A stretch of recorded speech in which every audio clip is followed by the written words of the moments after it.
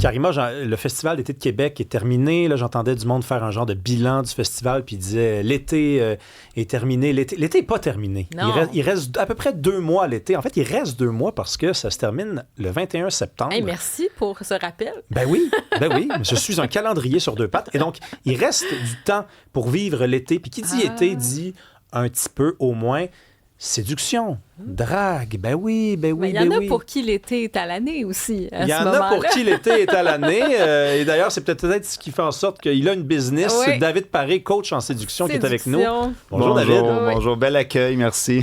Traducteur c'est quoi, traducteur homme-femme? Ouais. Je me positionne comme le traducteur du langage homme-femme. Dans le fond, je veux faire un pont entre l'homme et la femme, les réconcilier, qu'ils se comprennent mieux, comprendre les différences. C'est un petit peu ça mon objectif. Là. On parle pourtant la même langue. Ah ouais, mais on se comprend pas complètement. Avec des nuances, avec des accents différents, c'est ça? Ouais, des attentes différentes, du langage caché, bref, plein de belles choses. Ben parlons de ça, parce que justement, donc David Paré, coach en séduction. Premièrement, ça pogne, ça marche, ça, être coach en séduction, là? Il y a un appétit pour ça, les gens ont besoin de conseils? Ben oui, moi je fais ça depuis 2013 et en fait, toute personne qui veut faire du développement personnel, devenir la meilleure version de lui-même ou d'elle-même, qui veut augmenter son impact et comprendre qu'est-ce qui crée de l'attirance. Donc, être intelligent, avoir une belle personnalité et créer de l'attirance et faire de l'impact, c'est 2 choses. Parce que tout ça, c'est une habileté relationnelle. Contrairement à ce que les gens pensent, souvent les gens disent « Ah, c'est parce qu'on n'était pas compatibles. » Mais c'est bizarre, quand j'augmente l'habileté relationnelle, tout d'un coup, je suis plus compatible. Ben oui.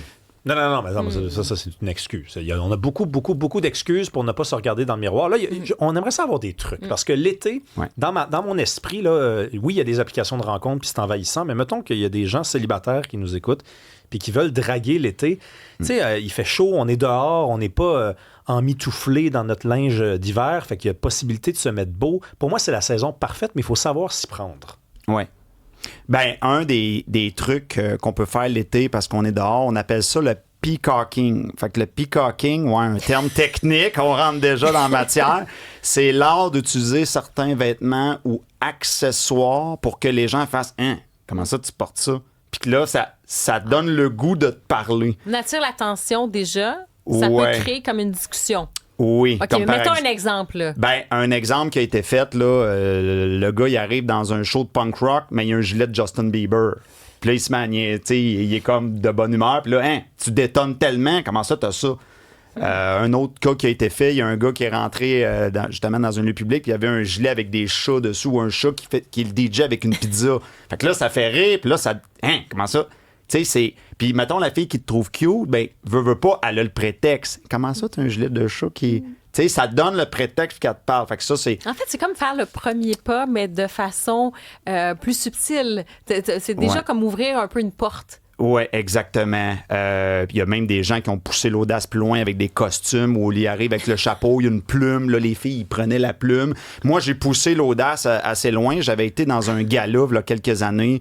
C'était à Laval, là, Stranger in the Night. Et puis, il y avait des shows sur scène. Puis il avait fait venir les Jackson 5. Mais j'étais arrivé avec le vrai costume de Michael Jackson. J'ai mis le paquet. Là, le costume, il était fait par un designer. Mais moi, c'est parce que j'avais fait des shows dans le passé. Mais peu importe, n'importe qui pourrait faire ça. Puis écoute, les gens pensaient que je faisais partie du spectacle. Les gens venaient me voir. Hein, c'est toi qui es dans le show. Fait que là, ça me permettait de parler à plein de monde. Moi, je l'ai porté pour avoir du fun, mais déjà là, ça créait une traction. J'avais des messieurs, des madames, hommes-femmes qui me parlaient. Fait que là, ça, c'est un exemple de peacocking. Oui, puis là, il faut être précis parce que là, j'imagine peut-être le gars là, qui nous écoute puis qui réserve une date dans un restaurant chic, puis qui se dit, je vais faire du peacocking, je vais mettre mes bonnes vieilles bottes de construction sale, tu sais, puis là, il y a personne qui... Non, c'est pas ça le peacocking, là. Non, c'est ça. C'est pas une excuse pour pas se mettre des beaux petits souliers, là. Ben là, j'ai donné des exemples dans un festival ou spectacle, puis tout ça, qu'il y a beaucoup de monde, puis là, tu détonnes, et donc, ça vient...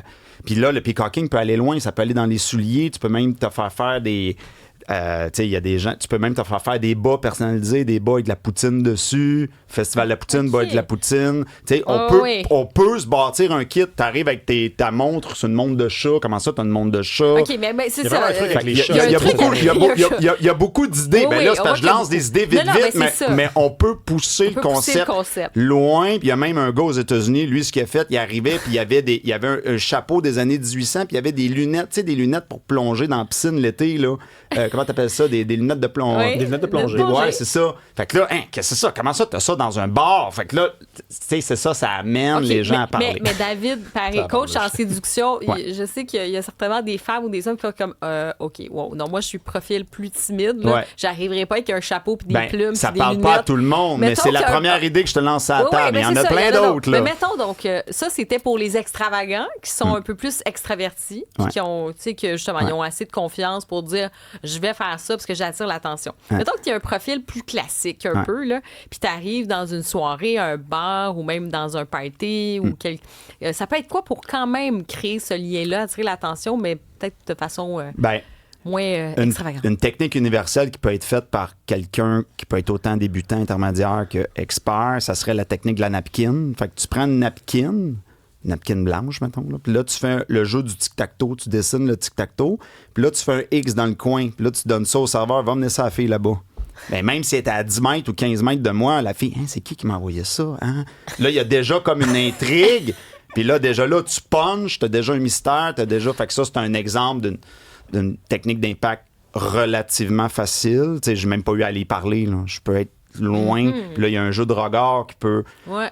Et d'ailleurs, j'avais enseigné ça à un gars qui était un pompier, puis quand je l'avais revu dans mon bureau, j'ai dit, puis la technique de la napkin, il dit, la fille, elle s'est levée, elle est venue me voir, puis là, elle l'a regardé, puis elle a dit, je comprends pas pourquoi tu m'as envoyé ça. Imagine, la technique est tellement efficace, la fille ne catchait pas.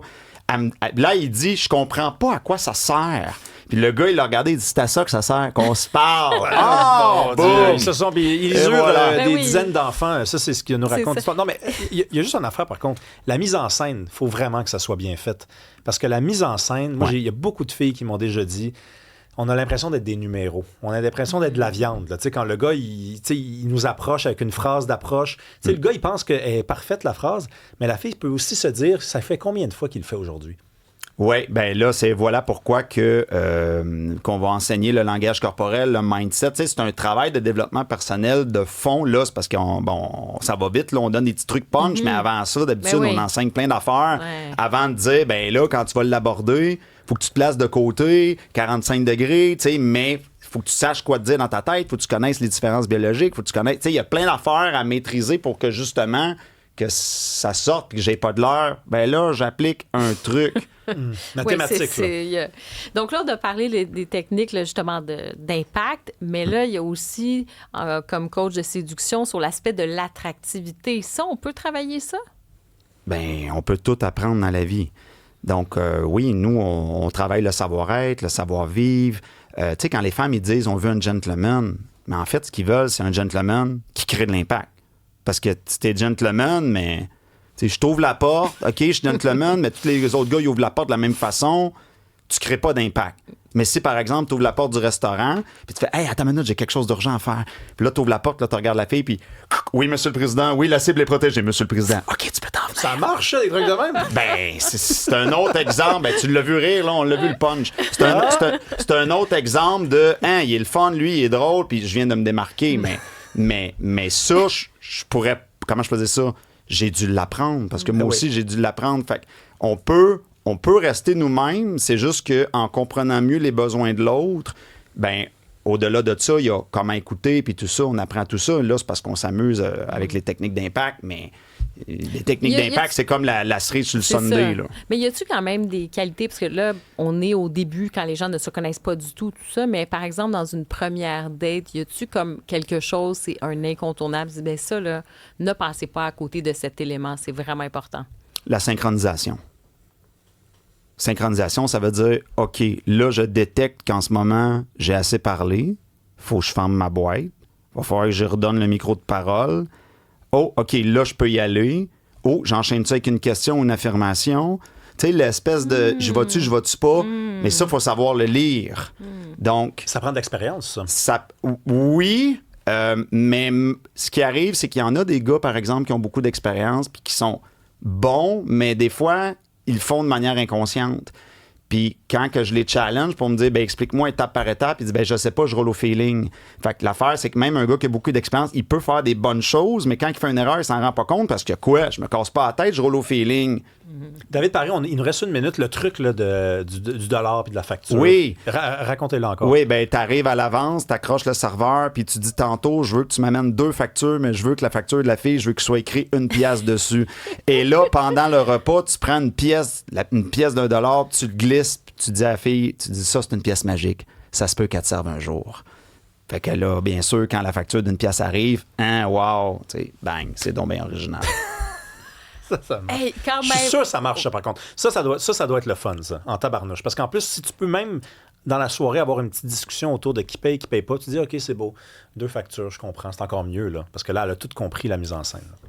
Non, mais moi, ce que je vois quand même, c'est il y a d'être quand même à l'écoute, c'est de faire un peu cette idée d'impact, c'est d'avoir de l'humour, c'est aussi de retrouver un plaisir aussi dans la séduction, parce que des fois, tu sais, on se casse la tête, on est comme tout pogné à l'intérieur. Je pense que c'est de se rappeler que ça se fait aussi dans cette joie-là, puis il y a quelque chose, on est justement dans cette séduction. Merci, Exactement. Il faut qu'on Merci s'arrête. beaucoup, Merci David Paré, merci. coach en séduction, traducteur homme-femme, je ne savais pas que ça existait. À demain tout le monde.